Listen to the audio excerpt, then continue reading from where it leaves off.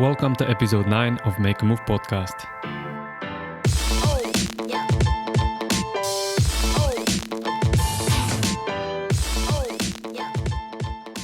In this episode, I talk to my very good friend Rene, who's been living in Bali for past couple of years, following his dream life in the jungle.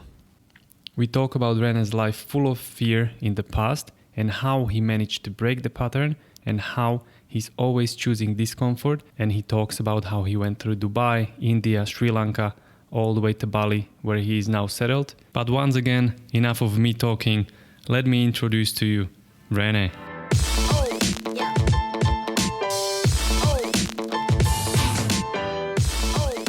Rene, welcome to the podcast. Thank you, brother. I really appreciate it. Pleasure having you finally. It took us like 3 years to do this, but we managed. We tried many times. I was even in Bali in the summer for a couple of months and we still didn't manage to record it. Oh, man. Yeah. But maybe it wasn't the right time. Maybe right now is the right moment and the right time. So I'm really looking forward. Now you prepared your perfect corner for podcast in your house. So anyway, you are in Bali now. You are in a beautiful house in the jungle. And I know that because I was there a couple of months ago. I visited you. It's stunning, the view and everything.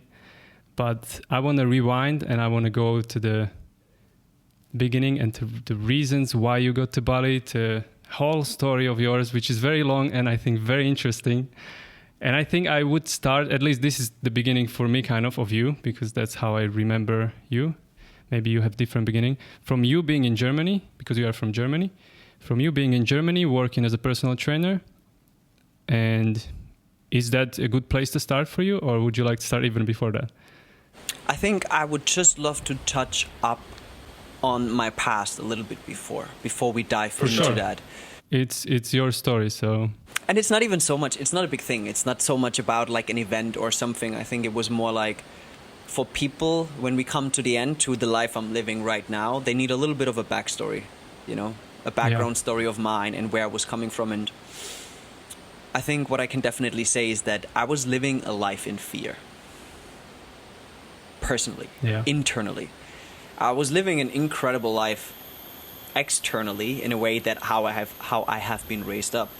The, securities I had, my parents got divorced, but I had a house, I had a roof above my head, I had food, I had all those things. But internally, I was living a life which was not in resonance, which was not congruent to the life I was living on the outside. And how it was looking within myself, I was feeling a lot of not belonging to anybody, anywhere. I always felt like an outsider. I always felt like a nobody. I always had those limiting beliefs of, I'm not good enough. I think that was the biggest headline of my past, especially when I was a kid, when I became a teenager, and even in my early 20s. There was always like this big headline above the story of my life, which was like, you're not good enough.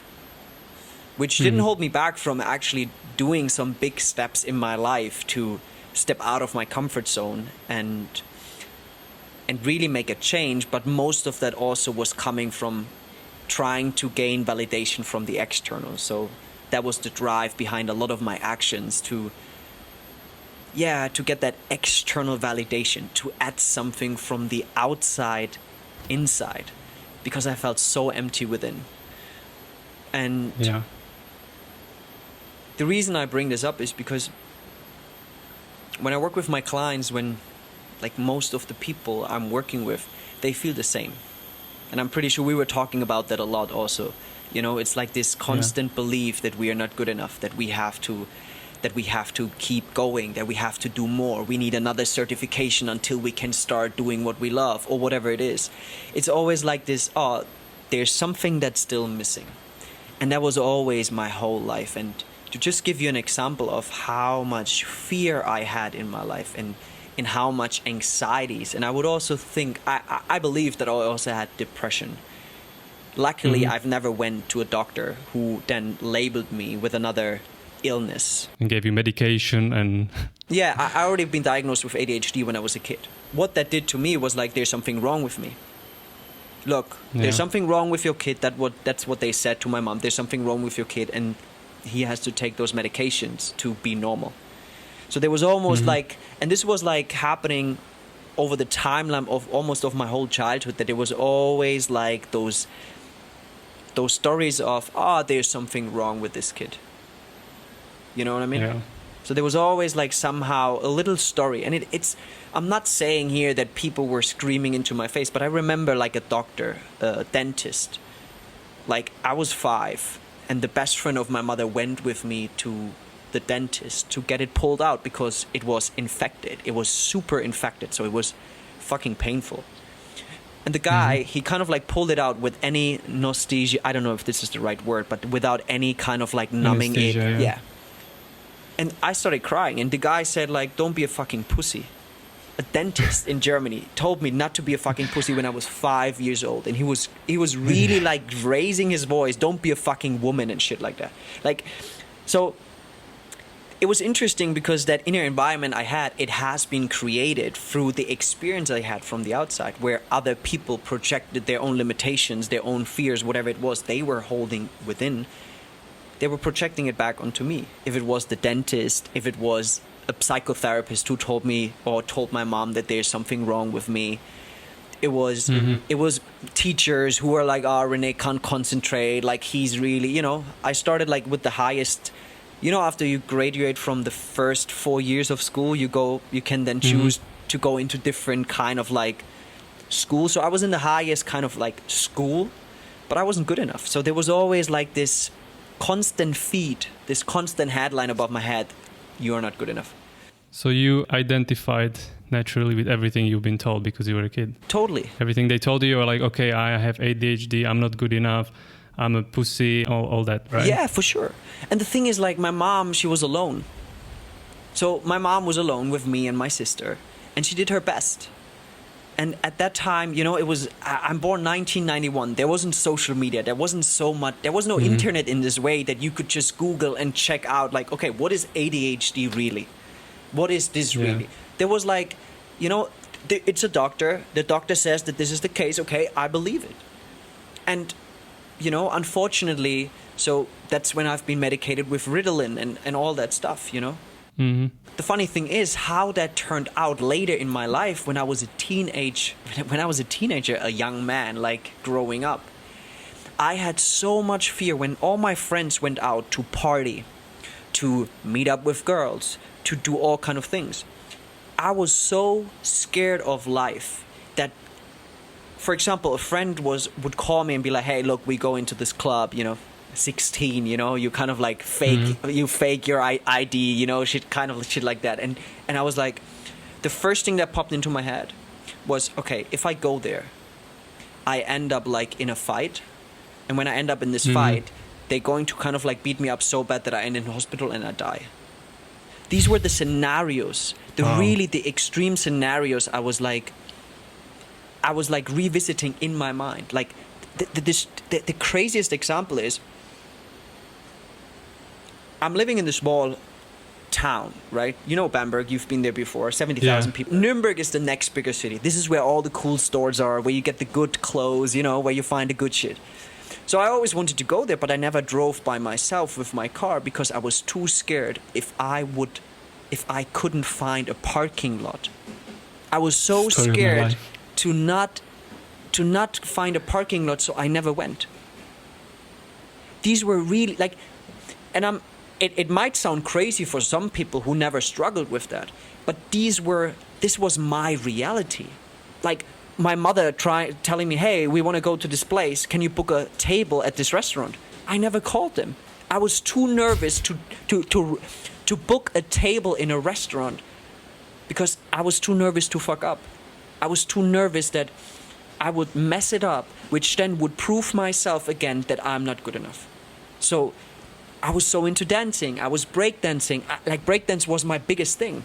Like, but I never went into a dance school because I was too scared to let myself be seen, to try something, to experience life, to explore.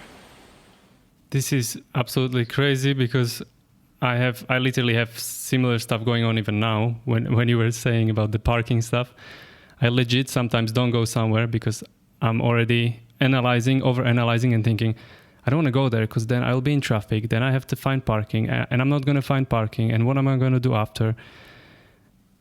Crazy stuff. And the same thing with the fights. When I was younger, I had the exact same fears and insecurities about going out because I was like, I've seen lots of fights. I'm going to get into fight. I don't know how to fight. So it changed only after I started practicing martial arts intensively. And then I had like the self-confidence. Not like I wanted to fight, but I knew that like, okay, if anything happens, I know how to take care of it.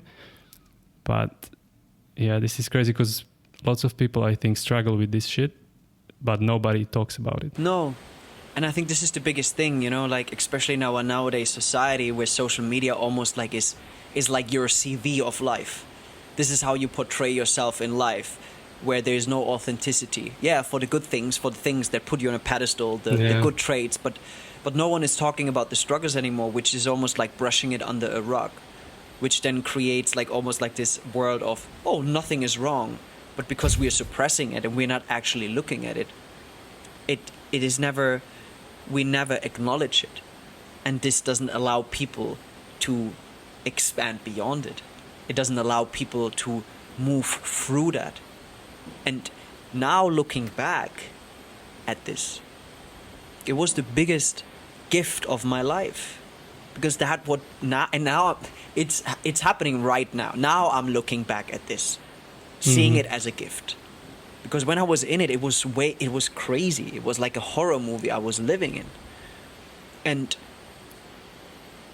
the thing is that now looking back, I know that this needed to happen, that now I'm able to be in service to people, to be in service. And I came across this line just yesterday while I was like thinking about my business and how I can be more service. And I was like, I am in service to the superheroes without a cape, the normal people, the people who are the mom, the father, the guy who just graduated from high school, the girl who struggles with anxieties and like not believing in herself because of she doesn't look like what Instagram portrays or whatsoever.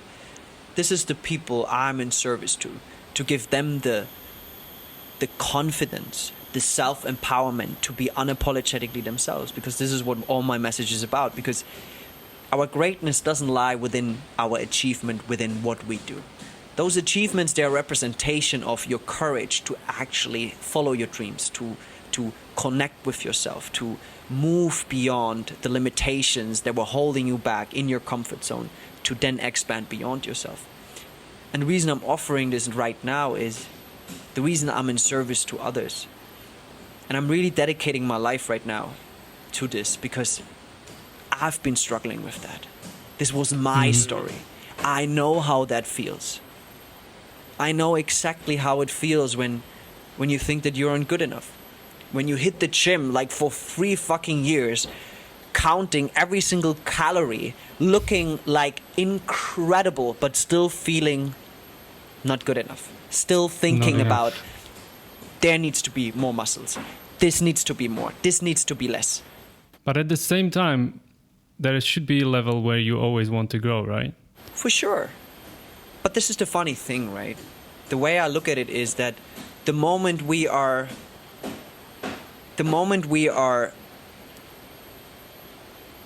projecting our own self-worth into a goal, it will never last.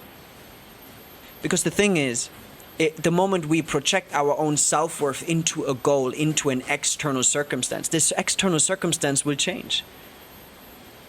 So instead of then setting up the goals, and this is a big mission of mine, and where I always try to change people's perspective is that instead of looking at it through this lens of living life in a way where you try to add something towards you, if it's self-worth, if it's whatever it is, Like at the end, it's all comes down to self-worth. No matter if it's like a status, how much money you make, the cars, it always adds something towards you, which make you feel good and almost like worthy to be you, right? Because now you achieved this. Yeah. And we will get back into that when I was like in Dubai. I'm pretty sure we hit that timeline, but instead of living life from the outside in, that's how I always explain it, where we feel empty on the inside and now we try to achieve as much as possible to then add towards ourselves to feel worthy, which will never last because those external circumstances, they will change. Why do they change? Because life is change. Life is constantly changing. You are constantly changing. We are constantly changing. If it's like our body, like now you have a beard, you look like more mature, your thoughts, your perceptions, your belief, everything changes. And this is the funny thing, where the moment we project our happiness, our self-worth into the external circumstance, the external goal, the destination, sooner or later it will pass. But when we shift our perspective to turn inward, to remove all the things that are holding you back from seeing your self-worth, of being you, of being fully you, and I'm meaning all aspects of you. I'm not talking about a picture of yours where you are perfect, where you show up and talk and do things in a perfect way, the way you think is perfect. No, I'm talking about all aspects, the aspects where you are incredible in and the aspects where you fuck up. All of that. When you implement that all, when you remove all those limitations, when you move aside everything that's holding you back from seeing that and recognizing that within yourself, what's happening is that now you start to live from the inside out. Now, what you're doing is you recognize that your cup is already full. You just have been telling yourself the story that it's empty. So now you recognize that fullness within. And what you have to do is you have to remove that shit. You have to empty that cup first to let life fill it up again. To recognize that fullness you already have. The fullness, the greatness that lies within your uniqueness. There's only one Matt Bendick out there. There's only one Rene Schrenker out there. There's only one whoever is listening right now out there. And when we actually can tap into this uniqueness, when we can tap into and embody that, empower that, embrace that, that's when we recognize the fullness we already carry within. And if you just look at the cup, right, and you recognize that fullness, it starts to overflow. It starts to flow over. And what happens? Now it starts to overflow in all aspects of your life. And it all starts within. It all starts with you. And because it starts to overflow in all aspects of your life, what's happening now? Now you don't set a goal to add something towards you. Now you set a goal because it is an expression of your uniqueness, because it is an expression of your fullness. Greg Braden once said, work is love made visible. So many people are out there looking for the purpose, but they can't find it outside. They look for experiences which brings them closer. But when they turn inward, when they shift their focus towards their own fullness, it will start to unfold naturally. Because they are feeling this fullness within. And then because, how I always say, our external environment is just a reflection of our internal environment. Now they recognize the fullness within. What happens? The fullness shows up in the external world. It shows up in your life. You will meet the people. You will find the creativity to do something that you want to do. You will find the passion, the love for something.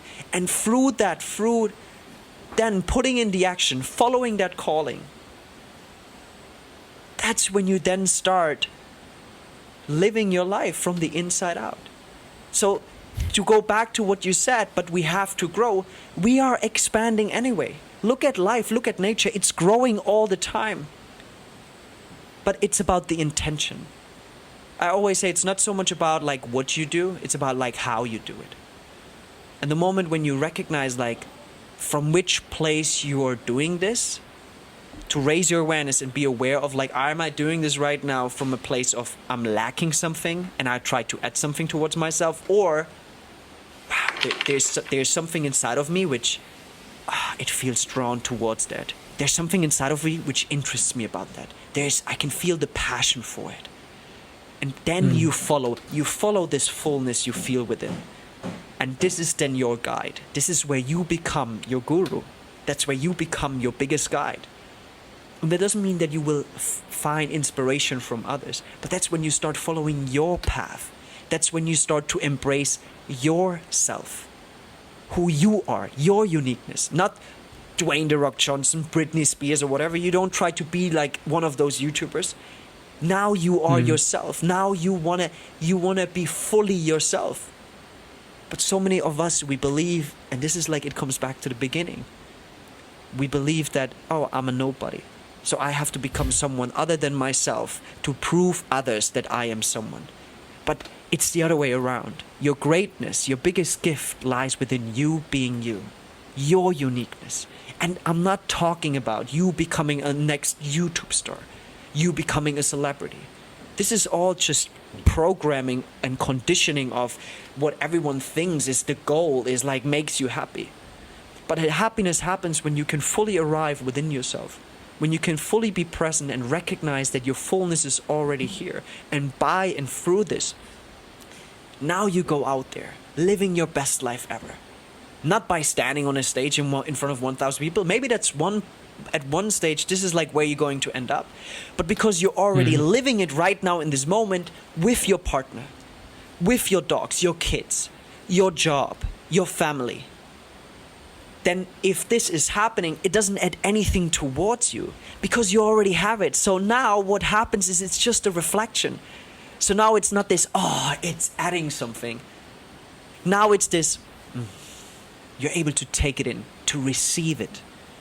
Because it's just a reflection, a mirroring back of what you already live within.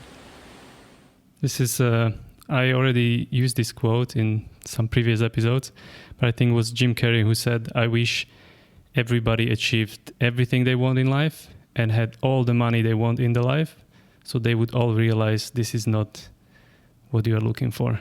Because you can see that in celebrities, in successful people, how many of them overdose with drugs, how many of them suffer with depression and anxiety, and they have like lack of purpose. And we would say they have perfect lives, right? Because everybody looks up to them, everybody sees them as their heroes, as you said, like The Rock, Johnson, or the biggest celebrities.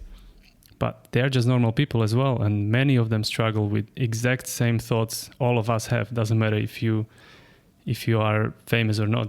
And now I would love to ask you, why do you think so? Why do I think what? Why do you think that they're all struggling with that? Definitely not all of them, but many of them talk about it openly. And why? Why? Because that doesn't bring the satisfaction that people think it will. It's not the end goal to be famous. It's not the end goal to make millions and make lots of money. As you said, I believe the goal is inside, and you have to find it inside. I can confirm from my own life, many times I've been struggling with overthinking, with anxieties, even recently, and it all comes down to me starting to believe in myself, and then everything else changes. It's this beautiful quote I heard in one podcast, and I think it's like a quote that can, if applied, can change your life forever and all the time. It's if you change the way you look at things, the things you look at will change. And I think it's the most powerful quote I've ever heard. And you can say it different ways. You can say if you change your perspective to see something. And I keep thinking about this quote almost every day, because there are many situations when you get angry, when you get frustrated, when something doesn't work the way you want, when, let's say, tragedy happens in your life, because, as you said, life is life. Shit will happen in your life. Life is not supposed to be rainbows and unicorns. It's not. If it was, it wouldn't be life. And if you change the way you look at these things, you will have different life. And as I said, I can confirm from very recently, a couple of weeks ago, months ago, I was in Bali, and I was struggling with myself, with my mind. My mind was racing, was trying to like find a purpose, find something to do. I don't know, many different insecurities, doubts about everything you can imagine.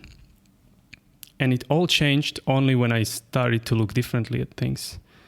When I really started to believe in myself, to have different thoughts, to not give energy to not give energy to the negative thoughts or stuff that we label as negative thoughts.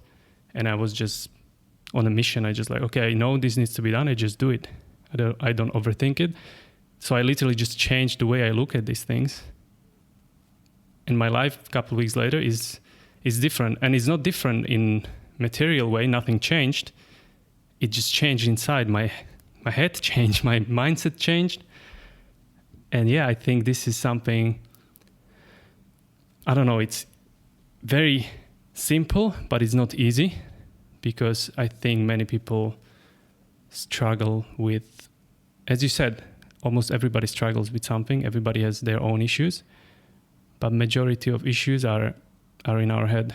And it's because we are not capable of seeing different perspective, because we create scenarios in our heads, we create stories in our heads that we attach ourselves to, we identify with them.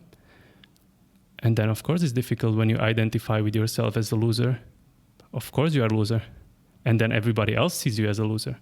Why wouldn't they? You become a loser because you think you are a loser, you know? And I see this daily, and I still struggle with this shit, you know? For sure, me and too, man. I know I will struggle with this shit until end of my days, you know? But I know also there is a way out of it, and I know there is a way if you work on it to change it. I'm really proud of you, man.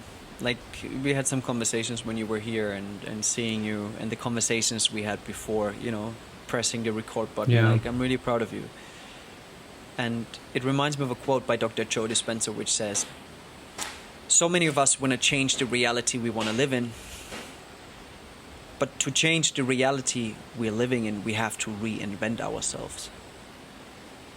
And what happens with those stories, right? Those limitations, the victim stories, this identification with being a victim, being a nobody, it becomes normal at one stage.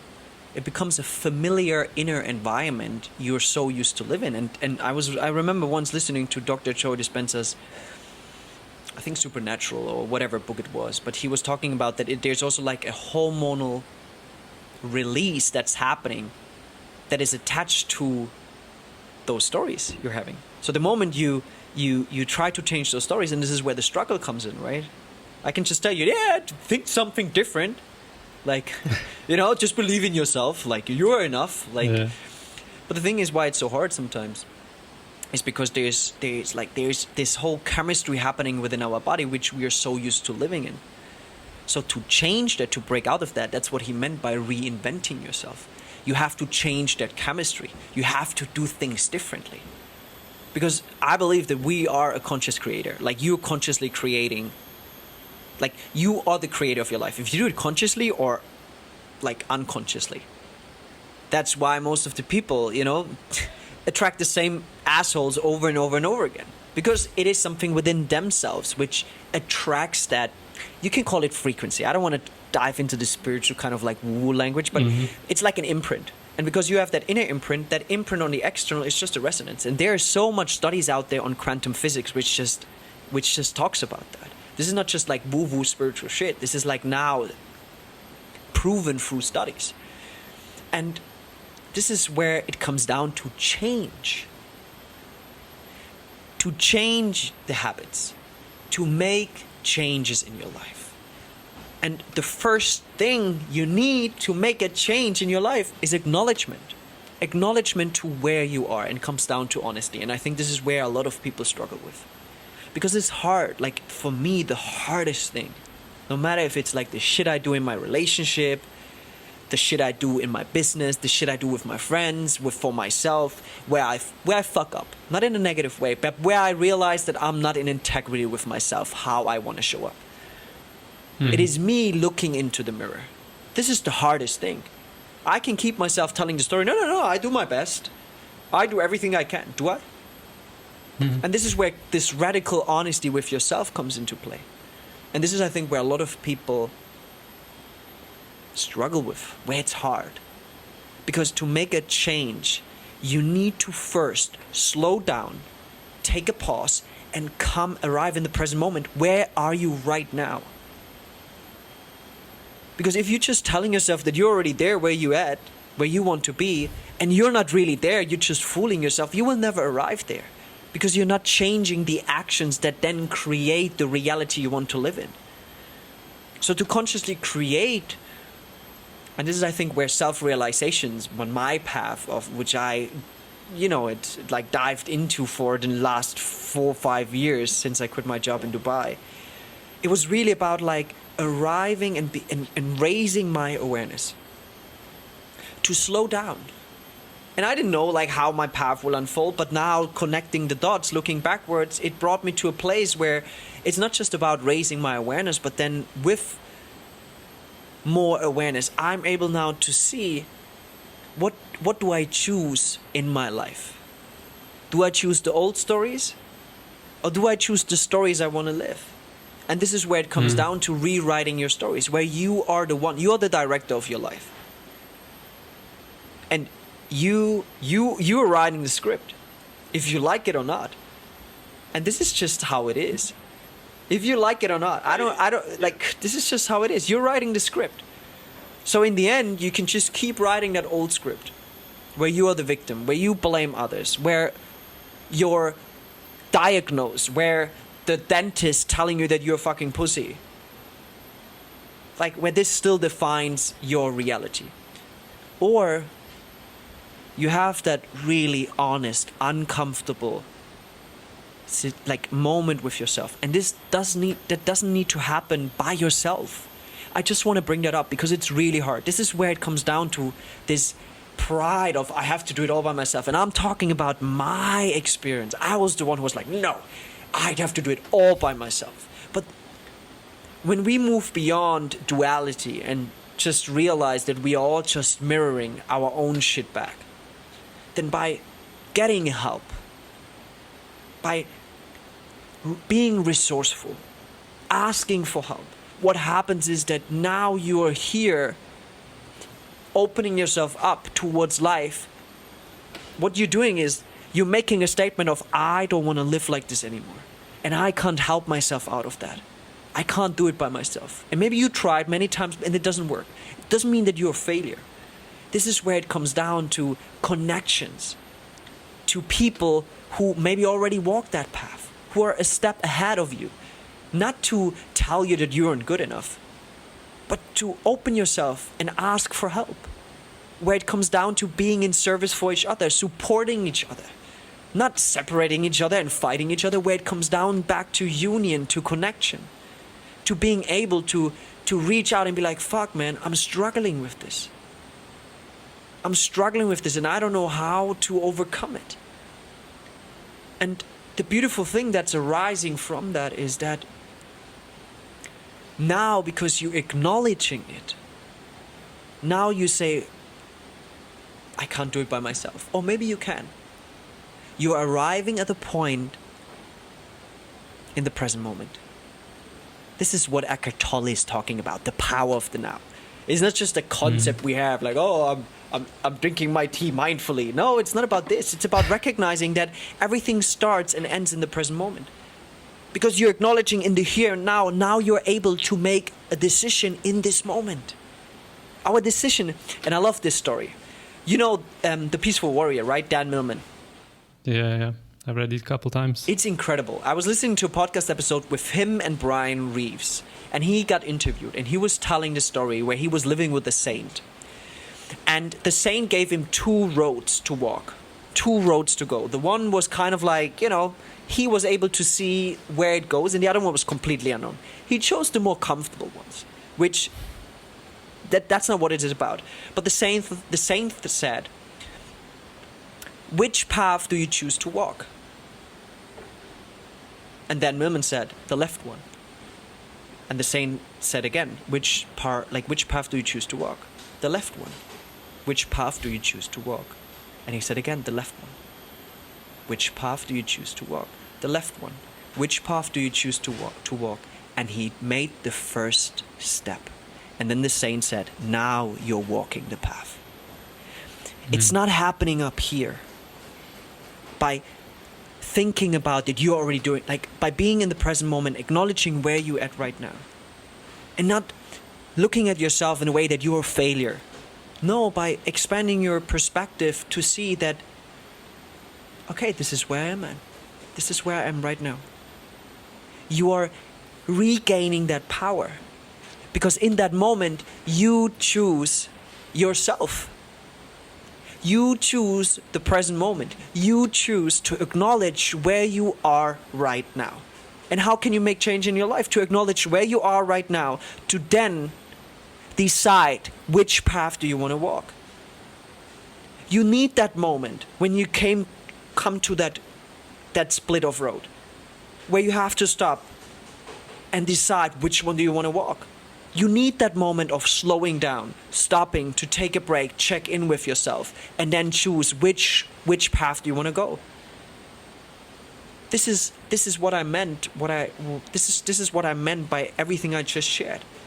It comes back to acknowledgement, and this is so hard because we're living in a society where it's all about distraction. Where it's all about distracting you from what's going inside, to get the new iPhone, to get drunk, to watch Netflix, to go partying. And I'm not saying that those things are wrong, but I've been there. And it can be even the gym. Can be the positive habits as well. It can be even meditation. It can be everything. No matter what environment you're living, it can be everything. Can be anything. And this is something I agree on. This is like first huge step to acknowledge, to reflect, to realize, to be aware. But I think the biggest step is, as you said, to actually take the step, to actually take the first step, to take action. And that's something I've been doing recently as well. I can think, reflect, be aware, acknowledge as much as I want, but if I don't take the one first tiny step forward, nothing will change. Like I said, the quote, like if you change the way you look at things, the things you look at will change. Yes, that's very pretty, and I believe it's true, but it's not only about changing the perspective, it's about doing something about it. Because we all want change towards the better. People in general hate change, right? We love our comfortable bubbles, whatever the bubble is. And as you said, we identify even with bad conditions. Like you start identifying with something that doesn't serve you as well, that doesn't make you grow, because you are very comfortable there. And everybody is just thinking, oh, I would like to have more money. I would like to have a nice car like these people have. I would like to live in this place and all that stuff. And everybody would like that. And you can go to your mind, and as Joe Dispenza said, you have to feel it before it actually happens. That's nice. But if you don't take the first step, if you don't take any action, it's all going to be just stories in your head. So I think action is as important as even more. Just take the first step and do something about 100%. But this is like what I mean. And this is like where I always think that this is what I always tell my clients.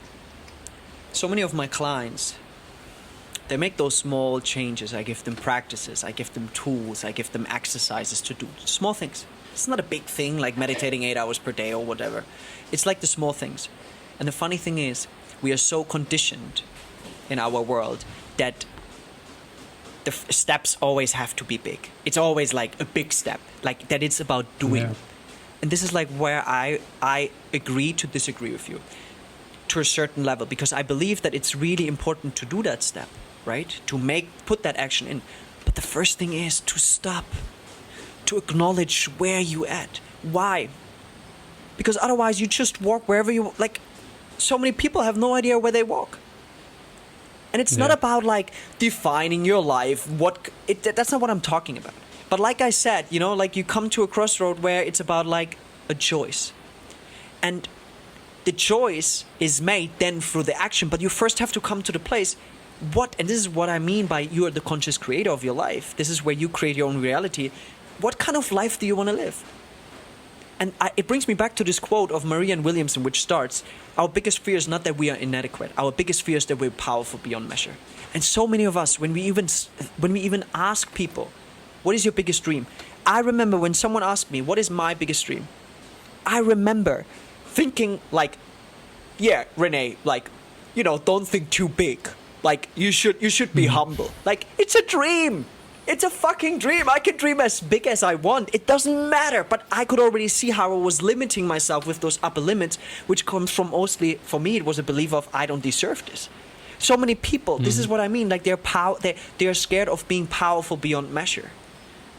But this is like where I come into place, and this is where I want to be in service to the whole world, because when you recognize your power, what's happening is, and when you're actually removing all those limitations, it's not like this power, how we perceive power over. No, because you recognize it within, what's happening, that this power comes from a selfless place. It comes from a place of like, how can I be in service? It's not coming from the ego, what a lot of people know from other books. It's not coming from this egoistic kind of like power over. It comes from a place of power within. And what that does is it allows you to, how can I say it in the best possible way? It brings up empowerment within you, slowly, step by step. And that's what I was talking about in the beginning, how most of us, we are living from the outside in, instead of from the inside out.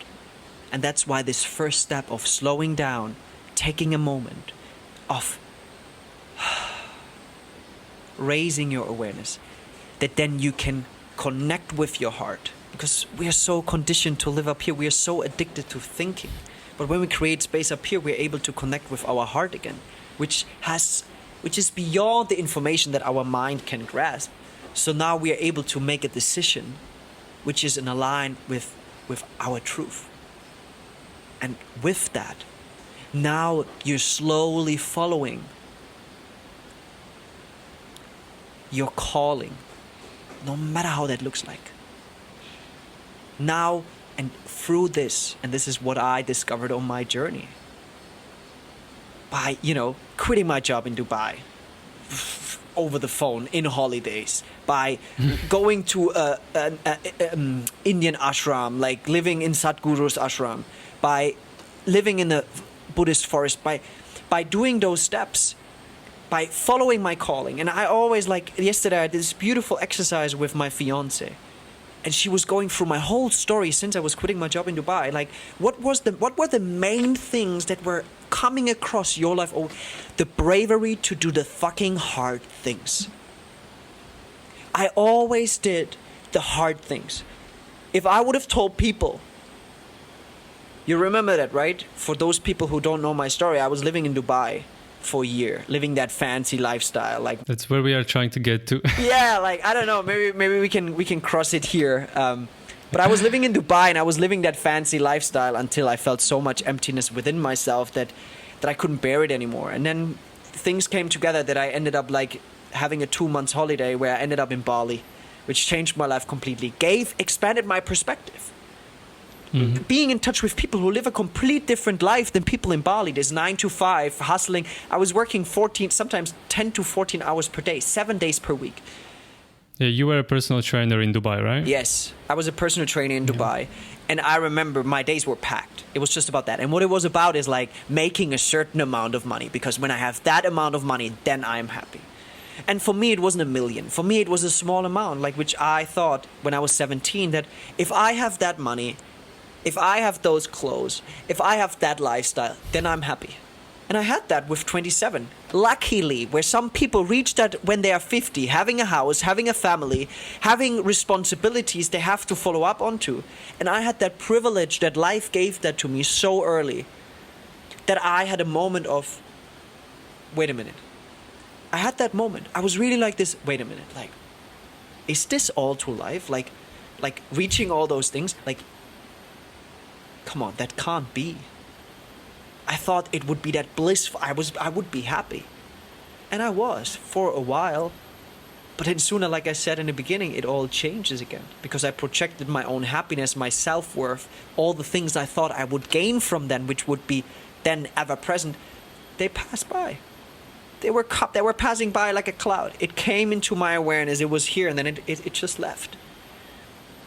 And that brought me to a question. That can't be it. Come on, that can't be it for sure. And that's what I meant. And this is so beautifully that we're diving into this right now, because it's a beautiful example of what I was talking about. That moment of stillness, of stopping, of acknowledging. Because I had a moment of acknowledgement, and I was like, wait a minute. And I didn't know what to do next. It wasn't like that I was already having the next plan of like, okay, how can I change that? No, it was about like inquiring, self-inquiry. It was about like,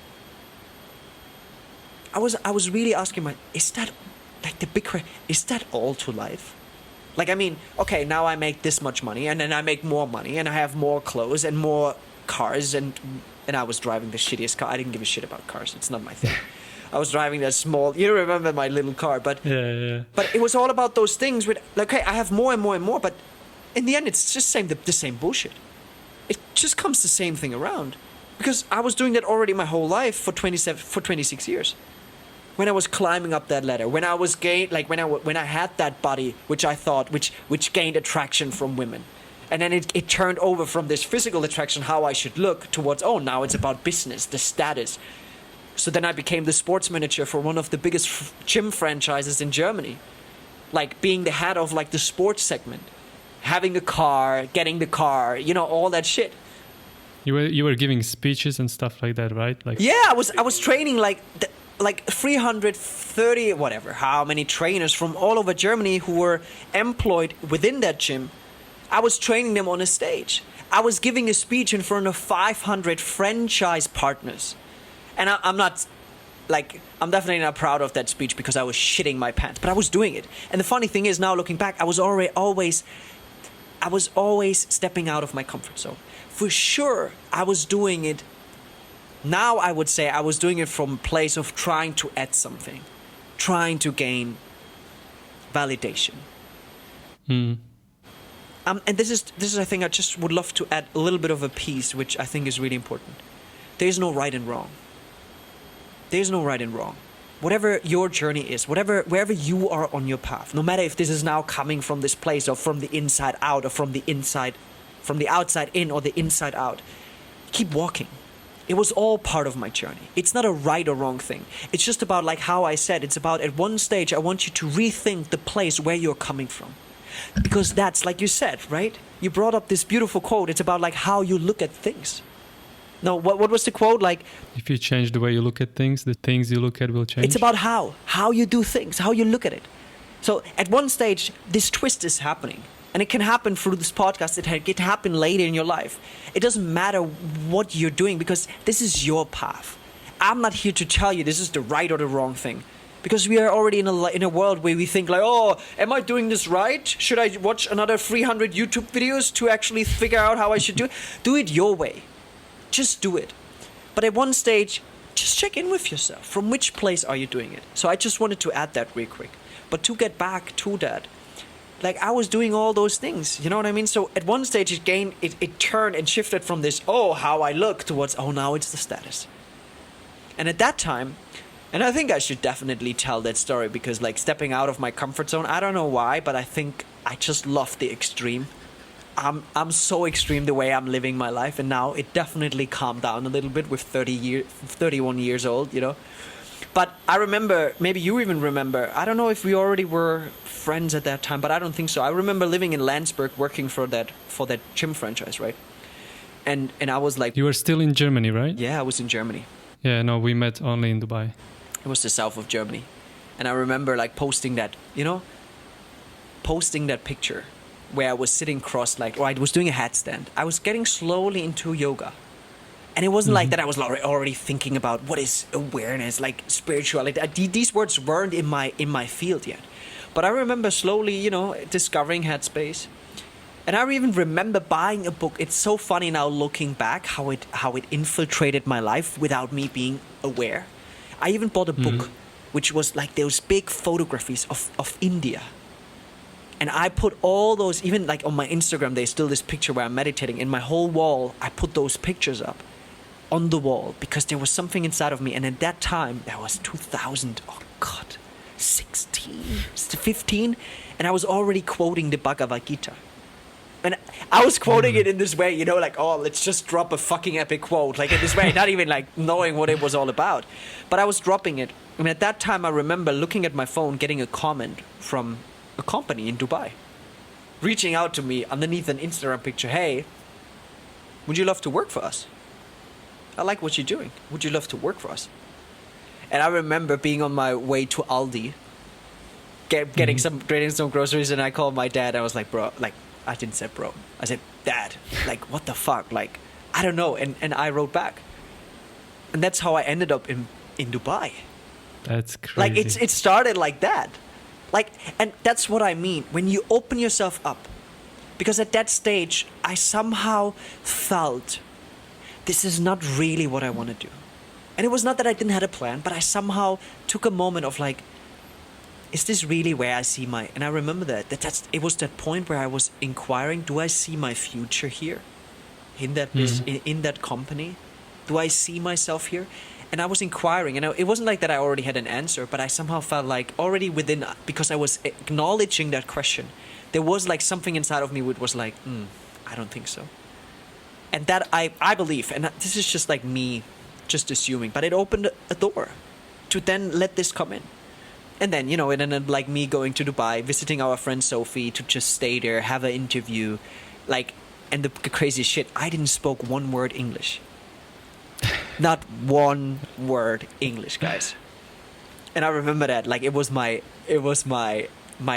girlfriend at that time who spoke English because she was flying with Sophie together for Lufthansa. And she could speak English. So she was writing my CV. She was writing everything for me. And I remember sending it in, you know. And it took a while, but then he said, okay, cool. I want you to come in June. All the things came together, even with the business. I quit. Or I think they kind of like threw me out of the company. It all worked out perfectly. And then I remember like, yeah, now I study English. And I couldn't speak, like, you know, it was like, hey, how are you? Like, are you good? Like, I needed to... With nice German accent. Oh, man. Like, and I couldn't even, like, form a sentence. And then me going there, being a personal trainer, talking about specific topics in English language towards my client. It was crazy. But I said yes. And I would love to drop something here because I think this can be a really, really big... I always ask myself the question. And this can be a really big game changer for you. If I would be 100... I don't know how old I would get, but if I would lay on my deathbed, look back at my life, would I regret not taking this opportunity? And I was looking at that, and I knew if I don't take that opportunity, I would regret it my whole life. And that's when I said yes, no matter what was going on up here. This story, oh my God, I'm not good enough. I can't speak English. I should not do that. I've never lived outside. Oh, my insecure, all of it. And at that time, I've never traveled alone in my whole life. Never. I was 26. I was always traveling with my dad or my girlfriend at that time. I was never traveling alone. And I remember June 18, 2017. And I was sitting in that fucking flight from Frankfurt. I was sitting in that plane. I was like, fuck, man, what the fuck are you doing? And to bring it back to what I already what I talked about in the beginning, I was always doing the hard things. Because that's where I realized that the biggest change happened. But the funny thing is, right? When we look back now, and this is just me assuming, but when I'm now thinking about being 85, 90, 100, 150, I don't know. Laying on my deathbed, looking back at my life. Is it not beautiful? Because when I check in with myself and visualize that scenario, it's not so much about like, oh, I did this. It's coming from a deeper place. It's coming from a place of fulfillment. It's coming from a place of living my potential, living my greatness. Like being fully alive. I mean, fully alive. This is what it always comes down to me when I visualize that. It's not so much about like that then at the end of my life I can write like, oh, look guys, what I did. It's about myself. And the reason I bring this up right now, isn't it beautiful? Because it comes down towards yourself. these questions are not coming from a place of externally. It comes from a place of internally. Because in the end, it's like on your deathbed, it's you. It's just you. Yeah, for sure, there will be your people around, but I mean, like, it's you. You look back at your life, how you lived it. And it all so beautifully blends in with everything we already talked about. Because it all starts within. And that question is and now even look at it, like right now I have that realization of that this question already brought me to a deeper place within myself without even recognizing. Because when I was asking myself those questions, it was not coming from a place, I want to add something, I want to have more self-worth. No, because in the end, when I'm fucking dead and dying, I don't give a shit if I'm worthy. I want to look back and want to tell the most incredible story to myself. So it brings us back to what kind of story do you want to tell? And this is where it comes back to the acknowledgement. Because you need to check in with yourself, what kind of story do you want to create? What kind of reality you want to create? So there needs to be an expansion of awareness. Not that you already know every single step and try to control everything, but to know the direction, to define your path through your values, checking in, what are your values? So many people, like, I remember my therapist asking me, what are your values? I have no idea. But by checking in with getting, like, what it is that defines you right now in that moment and the life that you want to live. Because, and I remember this Buddhist monk in this forest monastery in Sri Lanka. And I remember walking up to his kuti, his home, and he was building that walk, this path walk, this meditation. It's just a small, like 5-meter little pathway where they walk up and down to do walking meditation. And I remember him building it. And I remember him telling me a story where he said, you know, it's about like this walk. It just gives you a direction. And it doesn't matter if you walk forward, backwards, if you take a break, if you step left or right, if you take 2 steps. It's just for you a direction.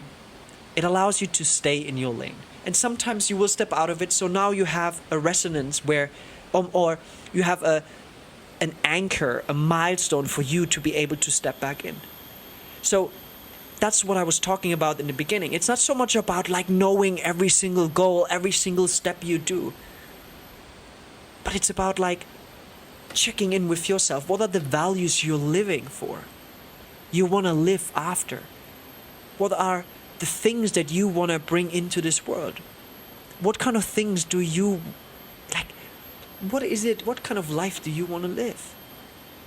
And what that does is, and this is where the acknowledgement comes in, because it narrows that path, not to like bend you in, but to define it, to give you a direction, wherever that takes you.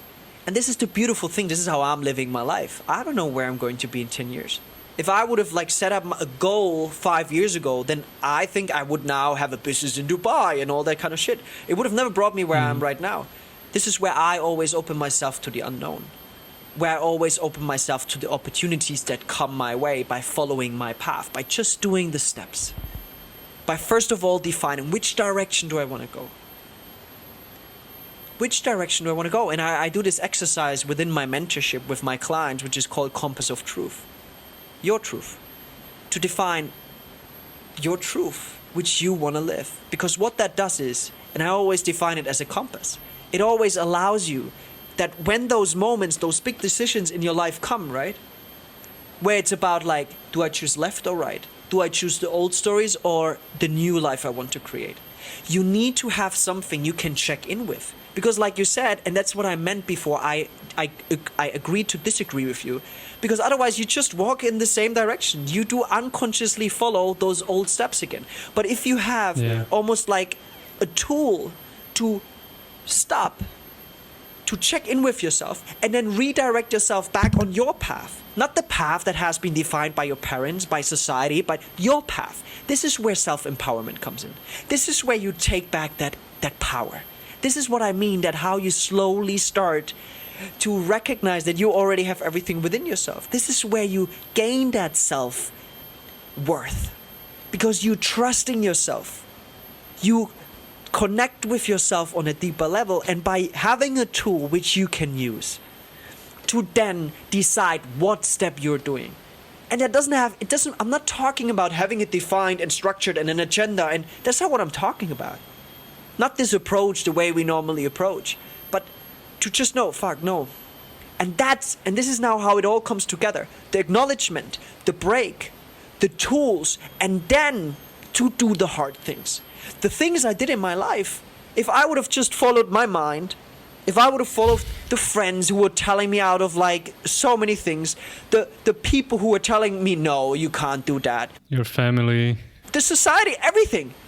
I would have never quit my job in Dubai to then follow, like I would have never, first of all, quit my job or followed my calling towards Dubai. Then in Dubai, following like, you know, gaining all those things to think to become happy, then end up like totally empty, to then come back to a place of checking in with myself, to then become resourceful, calling in all the people I needed to just redirect myself, expand, get a new perspective to see what kind of life do I want to live, and to then make the decisions, which then brings me back to when I actually like had those 2 months off, 1 month in Bali, expanding my perspective, then 1 month in Germany where I quit my job, where I was, and the story is crazy. I was sitting on the floor at my dad's place listening to this meditation music, and I saw myself. I saw a guy from the back with a backpack and the Himalaya in front of it. And I saw him like doing this. Come on, man. What the fuck? Come on, man. And I was like, what the fuck does this dude want? I was sitting there, and I remember, I remembered like it was yesterday. And he was doing this, and I was like, oh, come on, man. And then he turned around, and it was myself. It was myself doing this, pointing towards the Himalayas. And there was a big Ganesha statue. And I got out of this, and I knew I have to make that step. And because, you know, in Dubai, Skype, Zoom was not available, so I sent my boss a voice note. I sent him a voice, and I was just telling him, look, I'm sorry to say, but I will not come back. He always encouraged me to follow my path, to find my truth, and I'm doing it right now. So I'm quitting my job. I'm not coming back to Dubai. So you quit like a comfortable, a well-earning job in Dubai and just like, fuck it, I'm going. And this is like where I always chose the hard things. And that's what I meant. And the funny thing is, it was not so much the hard things, but I chose myself. Somehow unconsciously, by asking myself the question, by checking in with myself, I somehow always did the hard things. And because, and I just want to bring that up. It sounds so incredible, right? It sounds like those incredible motivational stories. But 3 days later, or even 1 day later, my mind went nuts. My mind was like, bro, what the fuck have you been doing? You fucked this up. Wow, this is incredible. Like, oh my God, how can you? Oh my God, I was going nuts. But somehow, you know, I went into India. Like, at first I went to Dubai, like, but sold all my shit. I had a trouser or 2 trousers, 2 shirts, like super minimal. I had a hand luggage backpack, which was all my belongings in it. And then I went to India. I think I ended up with a couple of your things. Yeah, you ended up like with the shit, you know what I mean? Like I couldn't get rid of. Then I had to like sell it and stuff. I remember that, yeah. But that's how it ended. And then I did the hard thing again. But there was always like acknowledgement, checking in, like slowing down, becoming resourceful. And at that time, I didn't have the tools I'm having right now to you know, the compass of truth, like the things I'm teaching my clients, the things that help me. But it was like almost like in my field. But I needed that exploration. And it comes back to the help, right? You don't have to do this all by yourself. The reason I had to walk this extreme path, that the reason I chose to walk it is to be in service to others. So to do this all by yourself, it's stupid. And I'm not calling you stupid, but it's stupid because there are people out there, no matter what it is that you would love to, which direction you want to go, there are people out there who already walked that path for you. So drop that ego pride and reach out, no matter what that is. If it's me, if it's Matt, if it's someone else, if it's our friend Sarah, our friend Sophie, like all those people who are in service to others. Reach out. It comes back to what we were talking about, having the courage to help. Because those people, they mirror that back to you. And for me, it was experiences. I needed to have those experiences. Living in Sadhguru's ashram for a month, in a dorm room with 50 people, on the floor, on my yoga mat, like all that shit, you know. Then moving to Sri Lanka, like doing all those things. But it's the brave things. Because what you do in those brave things is like, by swimming against the stream, you create trust within yourself. You start, like, what you do is you gain that power back, which in our society we so easily give away to the doctor, to this person, to that person, to... It's about we give our power away because it's easier, but it comes down to self-responsibility. And what happens is when you check in with yourself and make that step, this is where the action comes in. That's what you were sharing so beautifully. You have to make that step. And that step isn't always easy. And most of the time it isn't easy at all. Because what you're doing is you're walking your path. And the reason why it isn't easy, because there's no security pillow for you to follow on. There's no person to look at and be like, oh, I'm walking his path and he went there, so I now have a secure, I know now that if this happens, then... And this is where you grow and expand beyond yourself. This is where you grow, because you then have to become resourceful.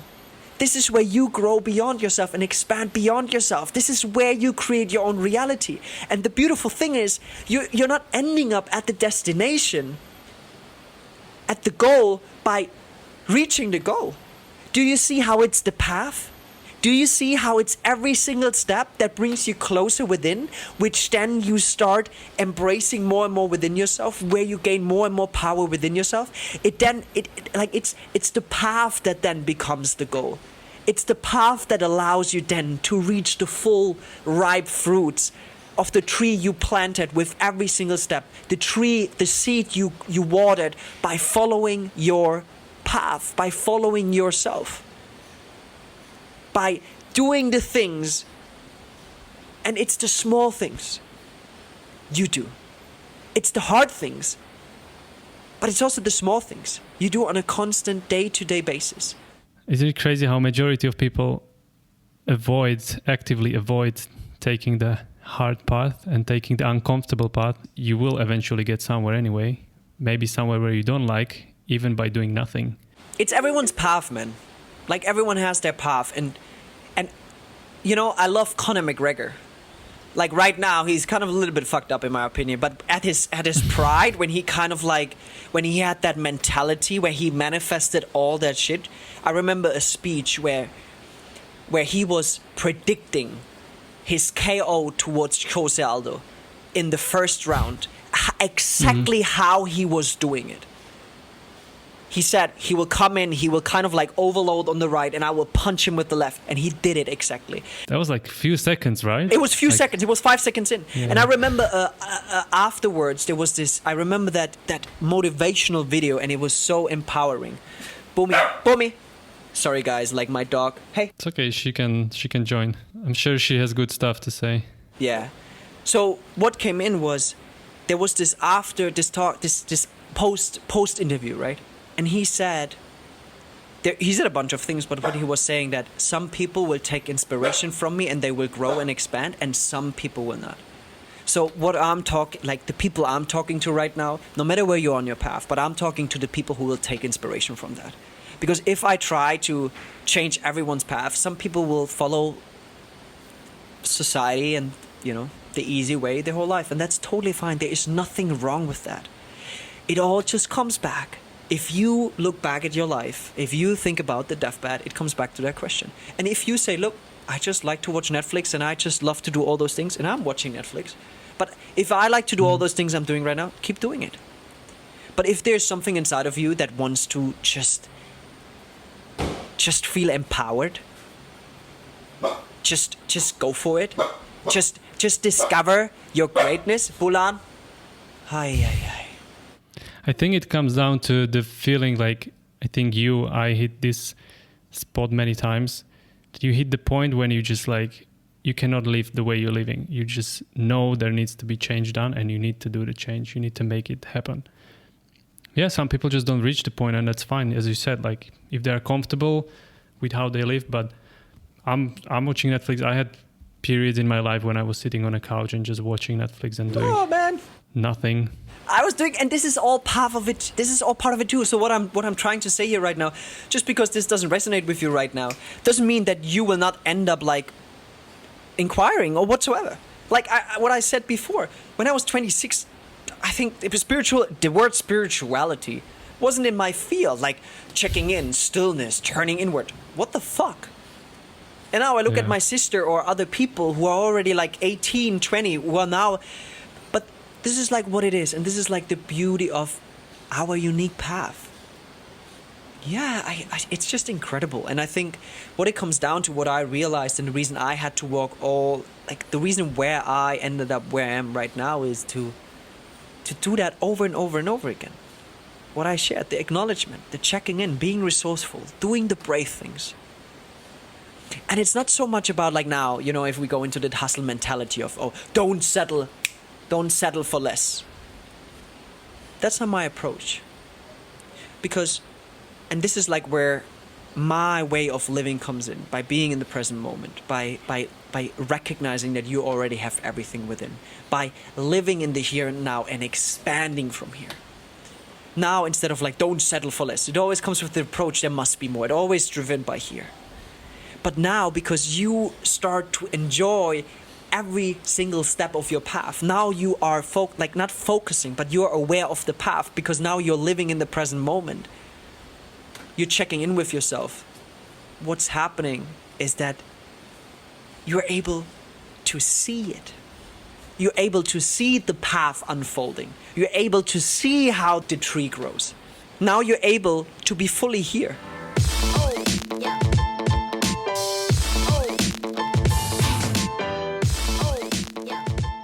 And that's it for this episode. Unfortunately, we had to cut it short because we had some technical difficulties, but we are going to record another episode. So if you like this episode, please don't hesitate and follow us on Instagram. Follow Rene at rene.schrenker. Follow me at Matt Bendig and at the Make a Move podcast. And make sure you go out there and make a move in your life.